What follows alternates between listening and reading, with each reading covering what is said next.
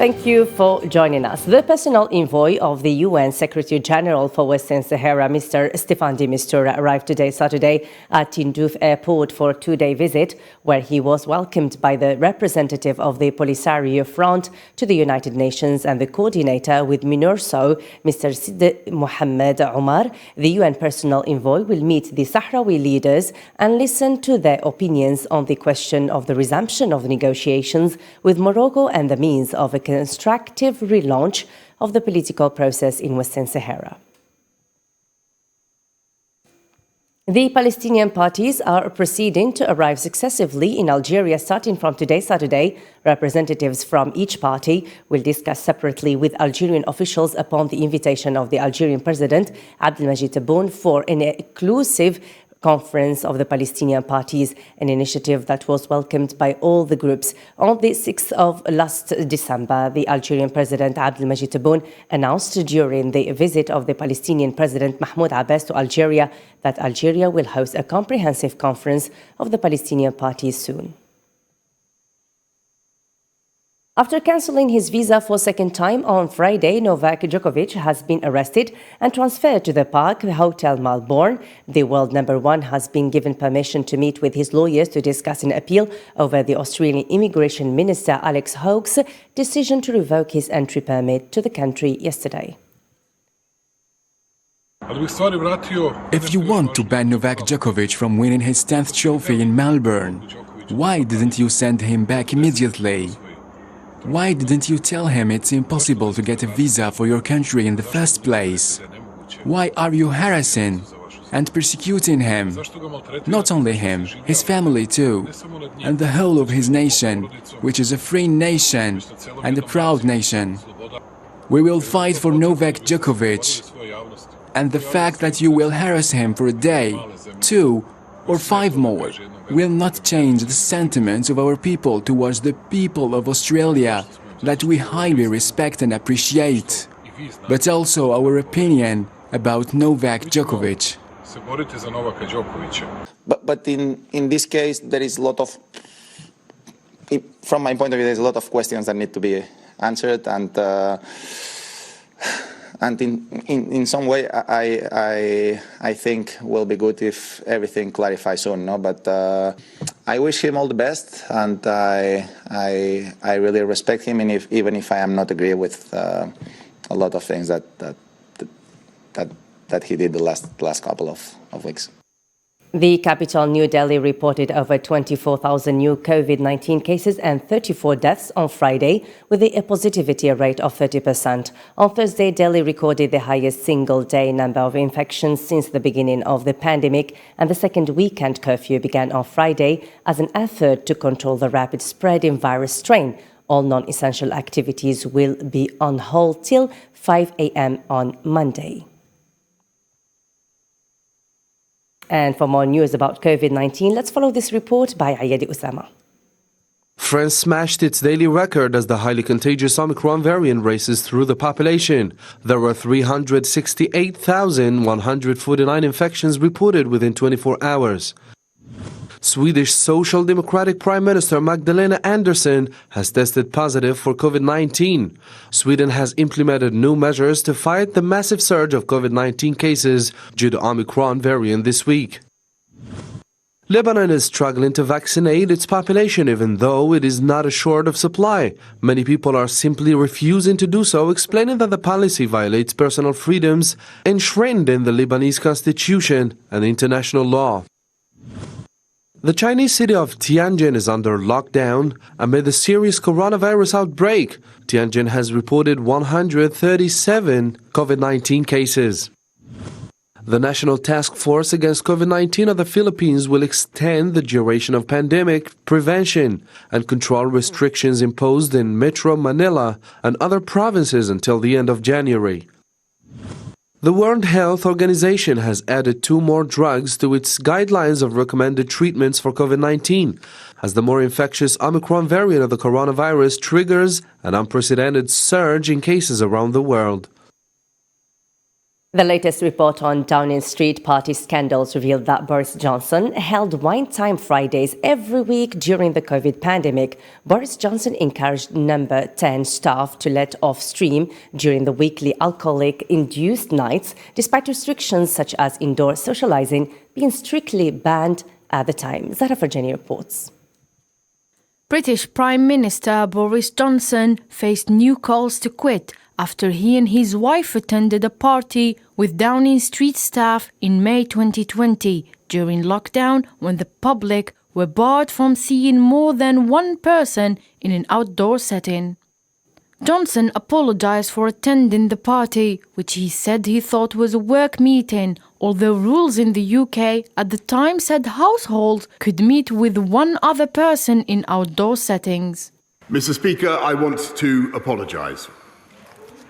I know that millions of people across this country have made extraordinary sacrifices over the last 18 months, and I know the rage they feel with me and with the government I lead when they think that in Downing Street itself the rules are not being properly followed by the people who make the rules. In a speech to the Fabian Society conference, British Labour leader puts pressure on Boris Johnson as the latter fights to save his job.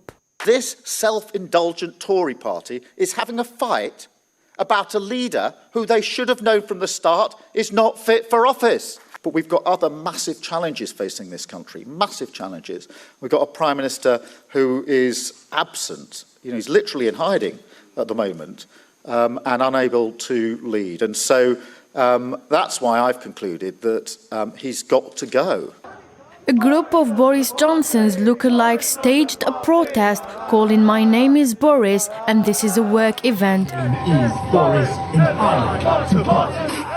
People in London called for Prime Minister Boris Johnson to step down after he apologised in Parliament for attending the drinks gathering in his Downing Street office during lockdown. I think it's absolutely disgusting that somebody who is supposed to be a leader leads by breaking their own rules. If it's true, and it's debatable, but I think the probabilities that it was true, I think it was wrong. Johnson's ruling Conservative Party holds a majority in the UK Parliament, but after a mass of scandals, some lawmakers may have begun to lose faith in the Prime Minister's authority to lead the country. The US has accused Russia of planning covert operations, including sabotage in eastern Ukraine, to create a pretext for invasion after diplomatic efforts to defuse the crisis failed. Hussein Barkani reports. The White House has confirmed a report that its intelligence indicates that Russia is planning to use a fake operation to pave the way for a final invasion of Ukraine from mid-January to mid-February. We have information that indicates Russia has already pre-positioned a group of operatives to conduct a false flag operation in eastern Ukraine. The operatives are trained in urban warfare and in using explosives to carry out acts of sabotage against Russia's own proxy forces.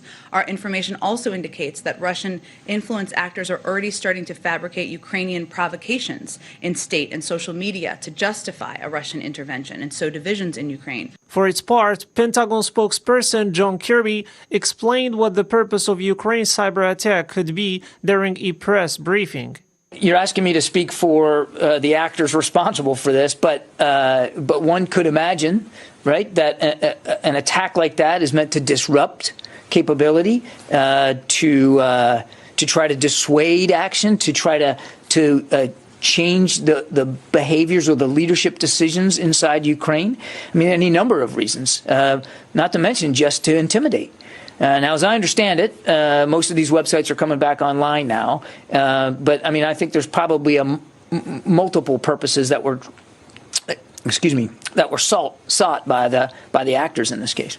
Meanwhile, Russian Foreign Minister Sergei stated that Russia was not ready to wait forever for the US and NATO to respond to its security demands, and that his government wanted a detailed written response to every Russian proposal.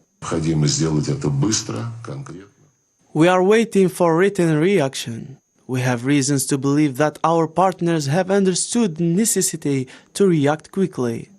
precisely and on paper, and they understood that we are not going to wait forever, but of course there are plans to drag it on and on. We want to see their response in writing, article by article and point by point, for both our documents. We want to get their reaction, if this suits them or not, and why, if there is need for addition. Formulate the amendment, give us the amendment in writing if you have something to add. The Russian President Vladimir Putin was asked directly what can be the response if Russia proposals about security guarantees would be rejected. He literally said that there are many options for responding. It depends on the proposal given to him by our military experts. It's worth recalling that Russia has amassed more than 100,000 troops on its border with Ukraine. Concurrently, Ukraine was hit with a cyber attack Friday, warning to be afraid and expect the worst, just hours after diplomatic talks between Russia and Western states had wrapped up without any major breakthrough. Despite authorities banning demonstrations due to the outbreak of coronavirus, Tunisian citizens protested in the capital to commemorate the 11th anniversary of January the 14th revolution that toppled the late President Zine Al Abidine Ben Ali. Miriam Ziani reports. Many protesters were prevented from gathering in Habib Bourguiba Avenue, the main street in central Tunis that has long served as a pivotal point for demonstrations. More than 1,000 protesters attempting to reach central Tunis on Friday were dispersed by Tunisian police using water cannon and sticks. Witnesses said police tried to disperse several different groups of protesters, one of which had hundreds of demonstrators, by kicking them and pushing them back and dispersing them with tear gas and jets of water. The protest on Friday was a response to the government's announcement on Tuesday that all indoor and outdoor gatherings would be prohibited in order to prevent a COVID-19 surge. Today, Said's only response to opponents is with force and the security forces. It is so sad to see Tunisia like a barracks on the date of our revolution. According to Qanat and other protesting parties, the government imposed a ban and reinstated the night curfew for political rather than health reasons in order to prevent the protests. Preventing free Tunisians from protesting on the revolution anniversary is shameful, and it's an attack on freedom and represents a big decline under the coup authorities. A demonstration also took place in the city of Tataouine in southern Tunisia, where slogans were raised talking about adhering to the revolution's plan and the need to complete it. Banners were also raised regarding the current developments, especially the decision of President Kais Saied since last July 25. The Citizens Against the Coup campaign in Tunisia said that the security forces carried out a campaign of arrests against demonstrators without any respect for human rights. In the Netherlands, the Dutch government has eased its coronavirus lockdown, allowing non-essential stores, universities, sports clubs and hairdressers to reopen for the first time in nearly a month. The lockdown, however, has led to frustration, particularly in towns close to the Dutch borders with Germany and Belgium that are seeing people visiting those neighboring nations to shop or dine out because they have fewer restrictions. More with Nabil Khazini. In the Netherlands, coronavirus restrictions are set to be eased, despite a wave of new infections due to the Omicron variant. The improved situation in hospitals increased pressure on the government to ease restrictions. We are taking a risk because we have to do sport to stay healthy, because 2 in 3 youngsters are feeling lonely, and the lockdown is damaging our health as well. Now, people in the Netherlands will be again able to access non-essential stores, hairdressers and gyms, which will be allowed to welcome customers, yet for a limited number of clients and under strict conditions. This happens for the first time since mid-December. Nothing has changed for bars, restaurants, theaters, museums and other public places, which will remain closed. The lockdown weighs heavily on everyone. We will all together have to find the best way of coming to terms with the virus.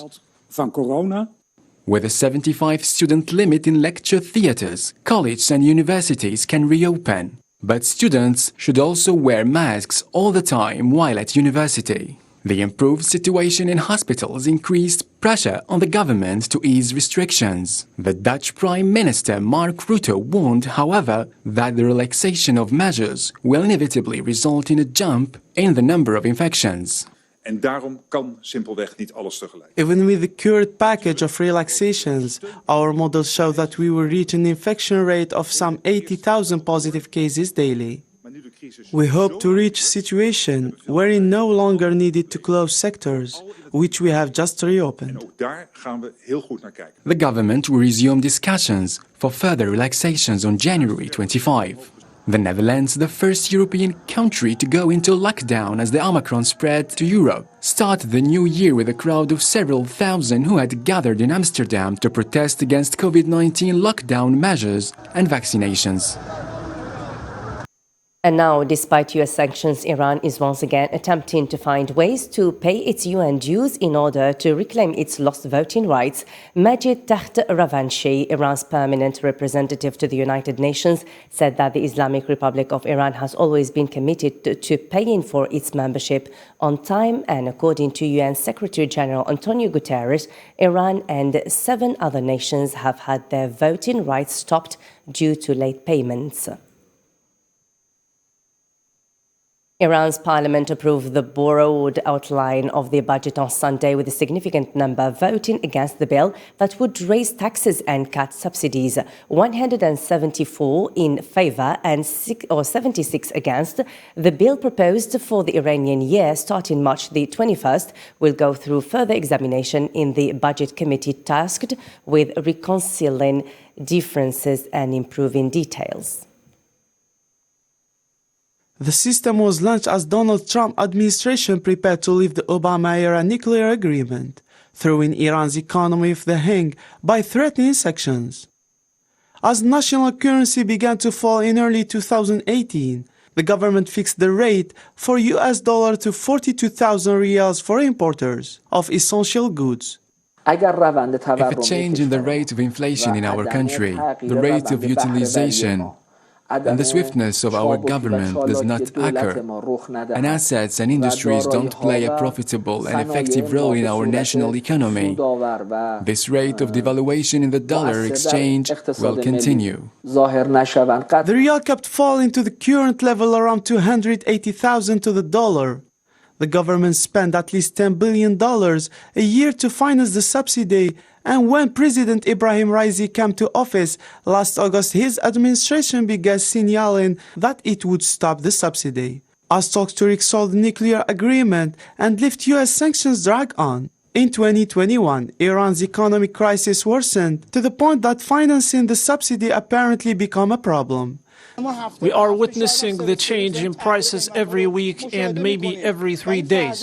This problem will escalate to the point that the government will not be able to control it. The 70% decrease in value-added tax, the change in its calculation basis of imports, and the rise in fuel prices of industries have inflated to fiscal 2022-23. Said the head of the research center of Iran Chamber of Commerce, Industries, Mines and Agriculture. The Majlis Joint Commission examining the budget's detail is parliamentary body responsible for reviewing the budget bill as well as 5-year development plans, proposed by the government before it's put to a legislative vote. As the continent swelters under historic heatwave, parts of Argentina and neighboring countries in South America have been hitting record high temperatures. A meteorologist said that the entire country of Argentina, as well as neighboring nations like Uruguay, southern Brazil and Paraguay, are having the warmest days in history, with some zones heating up to 45 degrees Celsius.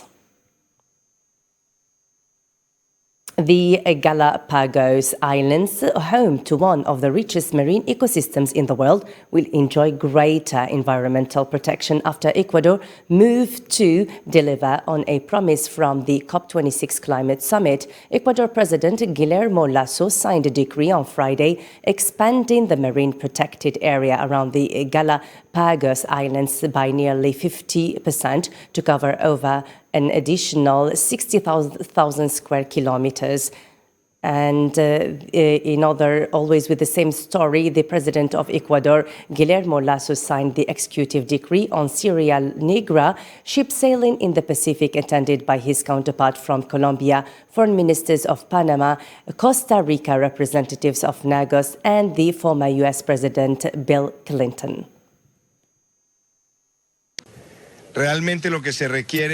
What is required is a comprehensive climate action. Protecting these areas is not only ensuring that these areas are not treated, but it is a guarantee the survival of more than 40% of marine species around the world.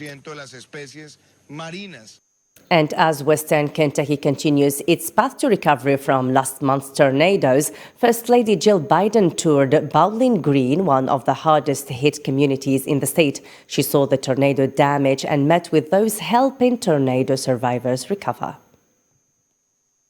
U.S. First Lady Jill Biden went to Bowling Green, one of the most damaged communities in Kentucky, to meet with survivors and those helping them. This comes after President Biden's visit to some western Kentucky towns hit by tornadoes on December 10th. The First Lady and other local state leaders, including Andy Beshear, governor of Kentucky, helped fold clothes at the FEMA Disaster Resource Center and met with those who needed that help. We have seen a destruction the likes of which were unimaginable before, but we have also seen something just as powerful, the strength and the resolve of our people. The First Lady toured the Creekwood neighborhood where several people died and many homes were damaged. She then visited the FEMA Disaster Recovery Center at Greenwood Mall, thanking all those who've helped tornado survivors. It will take time to make this beautiful place whole again. But what we've seen, what we've all seen today, is there is faith here too. And there is so much strength. And there is so much hope. The First Lady says many lives have been changed, but the country will be behind this region, which will grow stronger while not forgetting those no longer with us. And finally, here are some sports news in this report. Without some miracles from Comoros goalkeeper Salim Benbuena, who famously stopped Yusuf and late Nasir's penalty, the Atlas Lion may have won by a greater margin. The Comoros defense struggled to clear their lines after a low ball into the box by Ashraf Hakimi, and Vahid Halilouzi's squad went ahead in the 60th minute when Belgian born Standard Liège midfielder Amalla scored. Morocco clinched the victory in the 89th minute when Abu Khalal of Aizi Alkamar, who was born in Netherlands, slid home after being set up by Amalla. Morocco, who won their lone AFCON title in 1976, had previously defeated Ghana 1-0 in their opening game and are now likely to move from Group C to the knockout stages. At the stadium, Ahmadou Ahidjo Andre Ayew gave the Black Stars the lead, but Jim Alvina's spectacular 88th minute effort won Gabon a point, putting them in solid position to reach the knockout phase. The four-time winners were unhappy that Gabon scored after refusing to return the ball after Ghana had put it out of play after one of their players was hurt. In the afternoon heat of Bafoussam, scoring opportunities were sparse, with Senegal being the more wistful side in the matchup between two nations predicted to finish in the top two spots in the final standings. Guinea and Senegal will enter Tuesday's last round of group matches tied for top place with 4 points each, and goal differential might determine who finishes first. And this is just in as Nigeria is currently playing against Sudan, and they are winning 3-0 in their 65th minute. That's all for me, Nadia Kasmi, and the rest of the team. Thanks for watching. Bye for now.